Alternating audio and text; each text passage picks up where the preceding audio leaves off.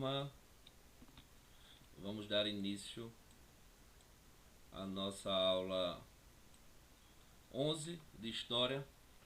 Continuaremos ainda com o conteúdo Era Vargas, continuação da terceira parte, né? Espero que a gente possa finalizar esse conteúdo.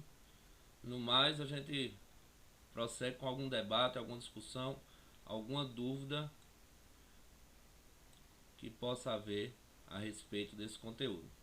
Vamos lá, né? A gente já viu a primeira parte do conteúdo, que trata da primeira fase, que é a fase do governo provisório. Vimos a fase do governo constitucionalista, dando ênfase à Constituição de 1934, grupos políticos e ideológicos que surgiram no Brasil, os integralistas e os aliancistas,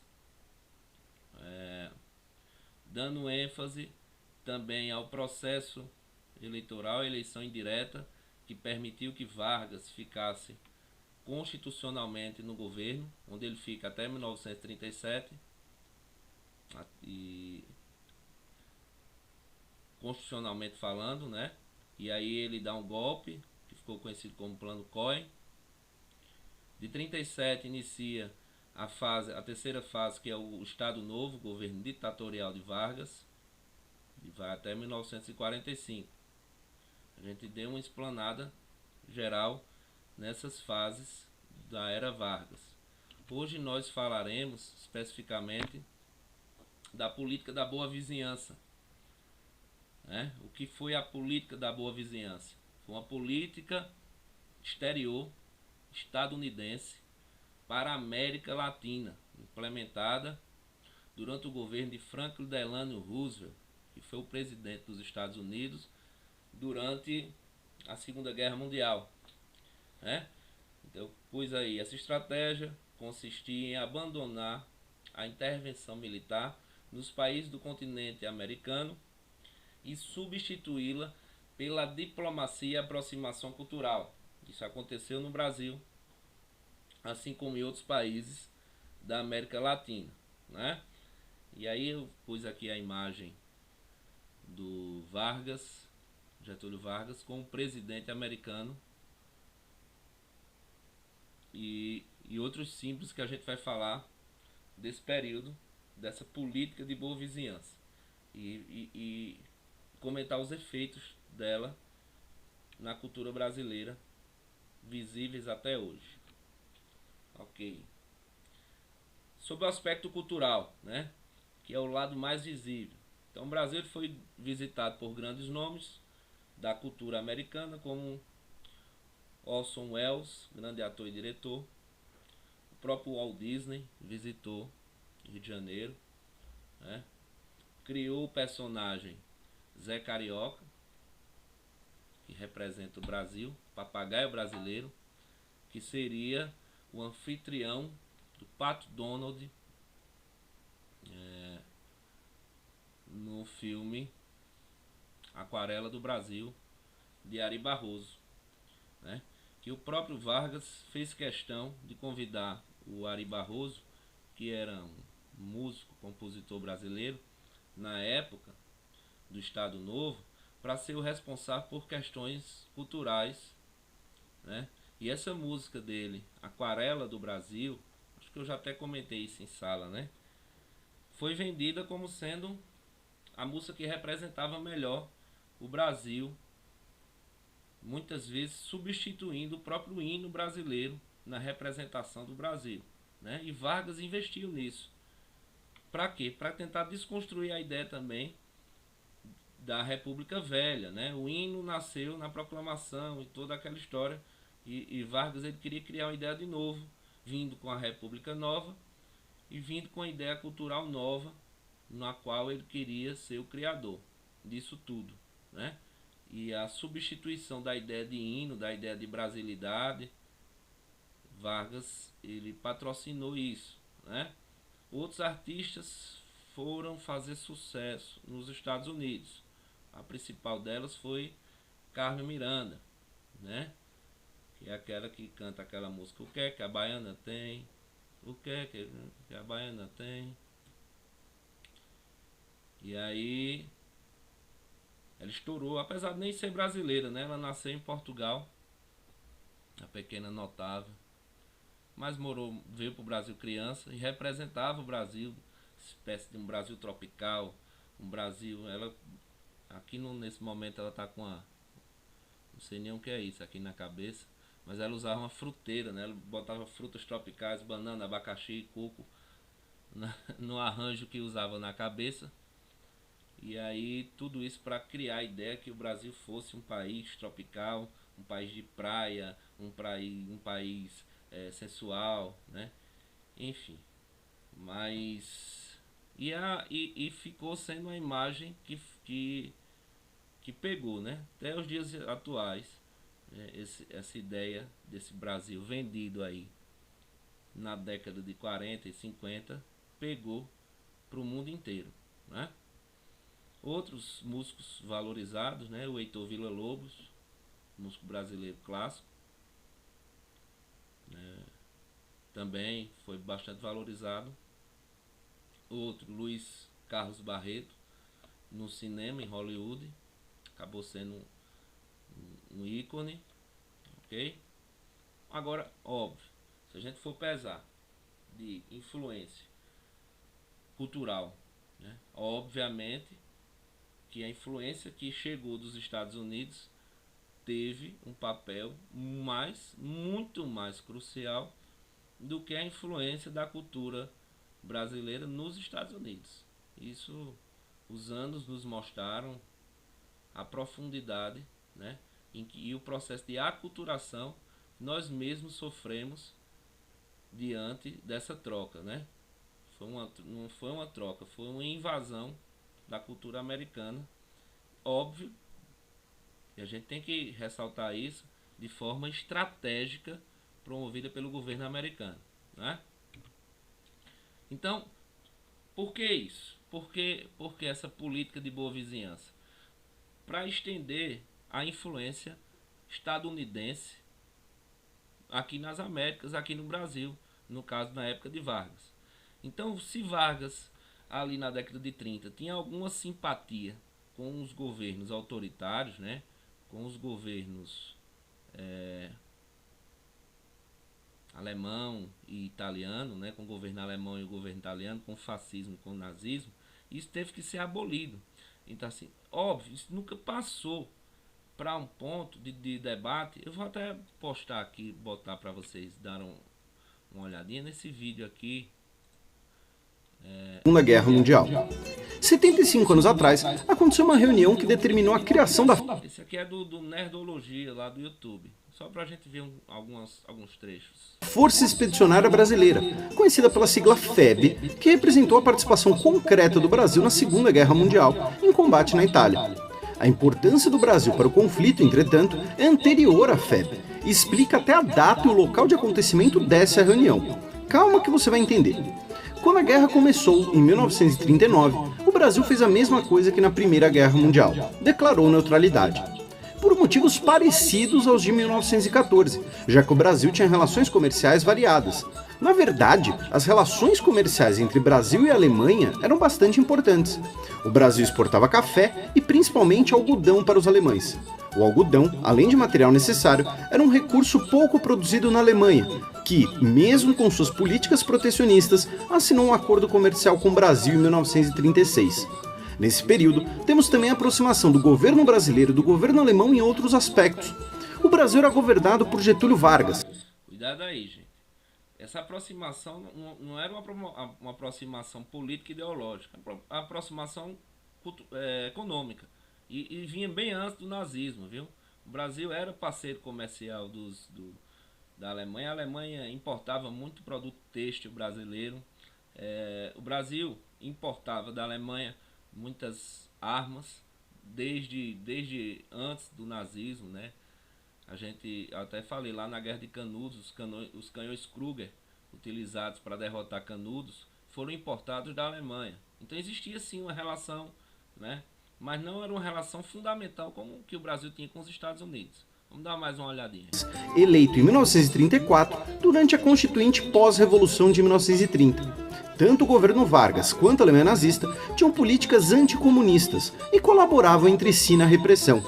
O exemplo mais conhecido talvez seja o de Olga Benário Prestes, uma militante comunista alemã de origem judaica, que foi presa pelo governo Vargas e enviada para a Alemanha em 1936, onde foi executada. A gente falou sobre isso, a intentona comunista, né? Em 1942.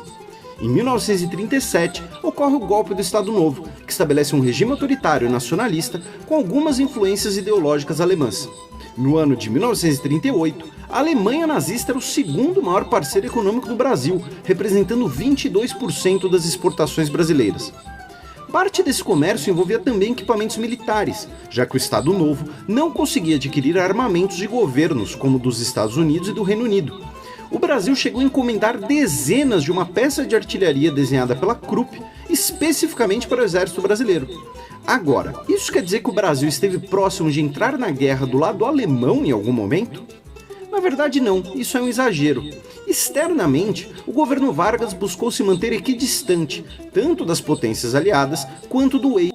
A gente ainda vai ver esse conteúdo, né? Os aliados eram o grupo encabeçado primeiro pela França, pela Inglaterra na Segunda Guerra, depois os Estados Unidos e todos os países aliados dos Estados Unidos, no caso o Brasil. Então o Brasil na Segunda Guerra ele ficou do lado dos aliados. O eixo, a força dos eixos é a força que fazia parte Alemanha, Itália e Japão. A gente ainda vai discutir esses aspectos da Segunda Guerra Mundial. Mas só para saber, o Brasil na Segunda Guerra Mundial ficou do lado dos aliados e os Estados Unidos estavam do lado dos aliados, ok? Nos eventos que precedem a guerra. Internamente, as políticas nacionalistas do governo Vargas impossibilitariam qualquer aliança com os países do eixo. Residiam centenas de milhares de estrangeiros no Brasil, especialmente alemães, italianos e japoneses, além de seus descendentes. Segundo o IBGE, fruto do processo de imigração que ocorreu no início do século XX, promovido, né, lá pelas oligarquias. Vocês estão lembrados que a gente já comentou sobre isso também. No início da guerra, cerca de 640 mil cidadãos brasileiros utilizavam o alemão como seu idioma principal.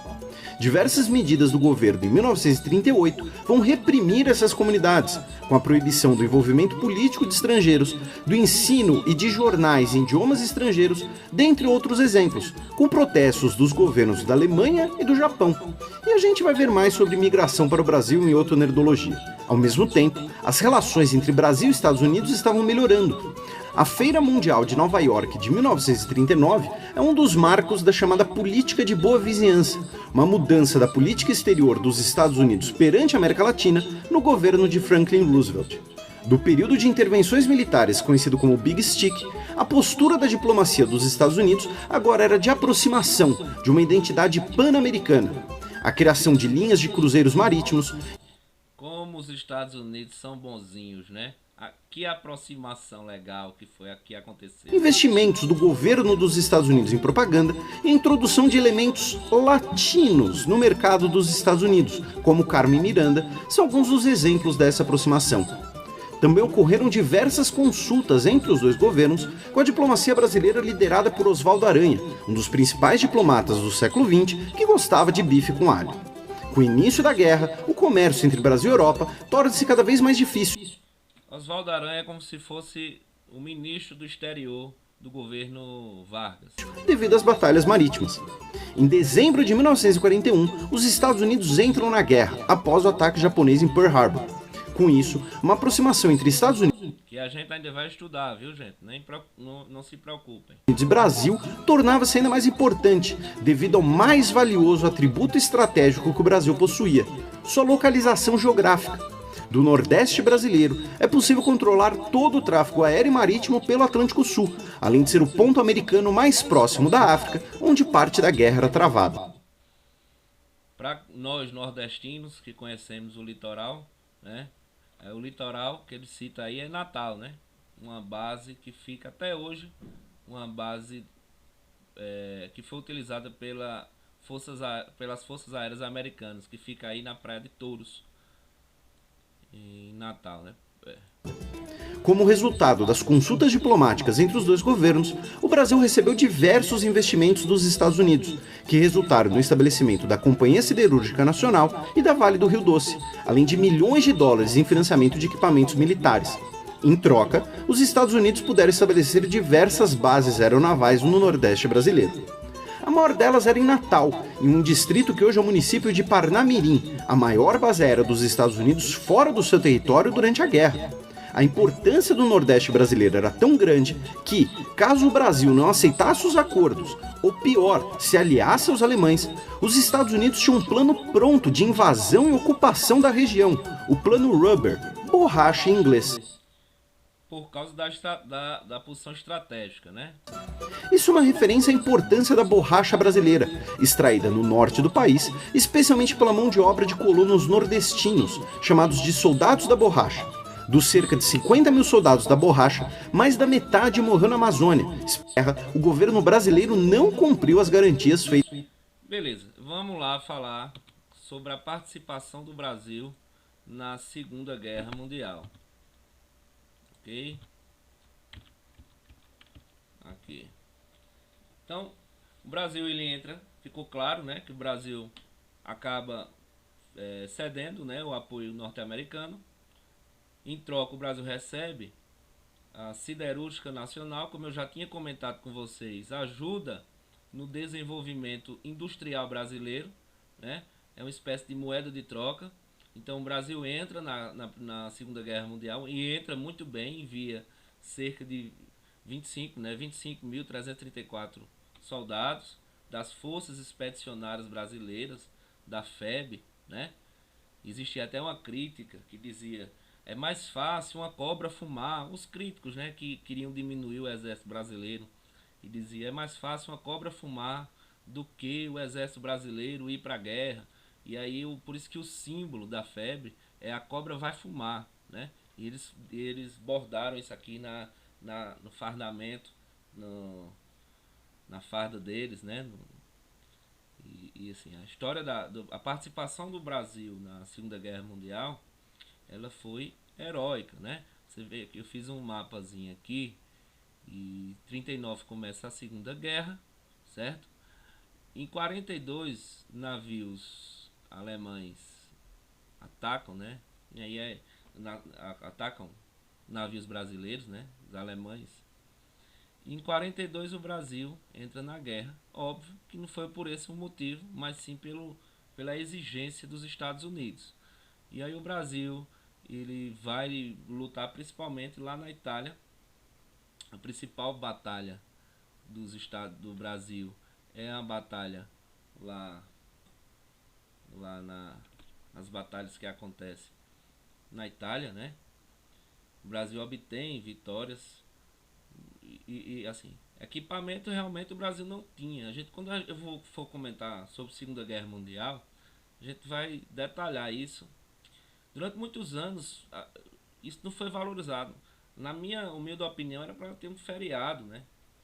O Brasil teve 1040 e poucos baixos, mortos na guerra.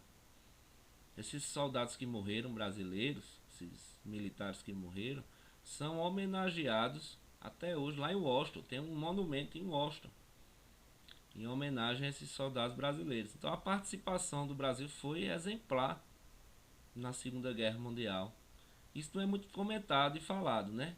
O que deu muita, vamos dizer assim, moral para Getúlio Vargas, né? Os detalhes da participação brasileira na Segunda Guerra Mundial eu vou abordar quando a gente for trabalhar Segunda Guerra Mundial.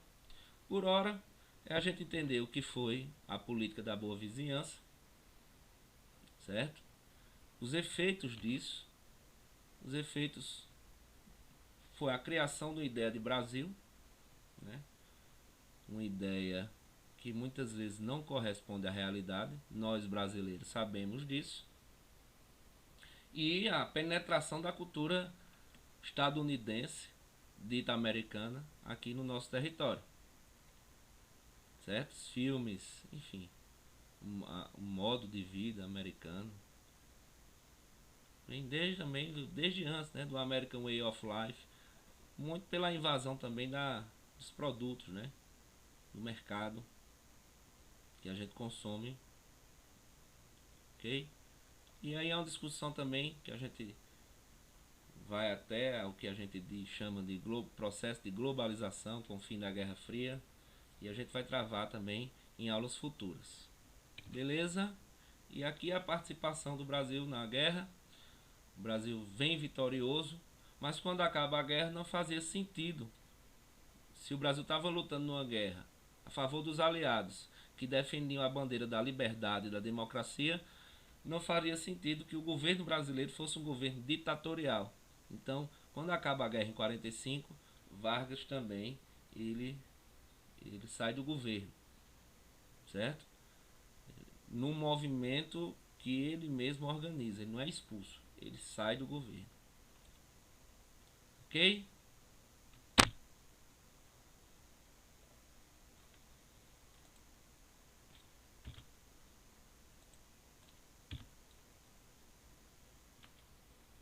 Show!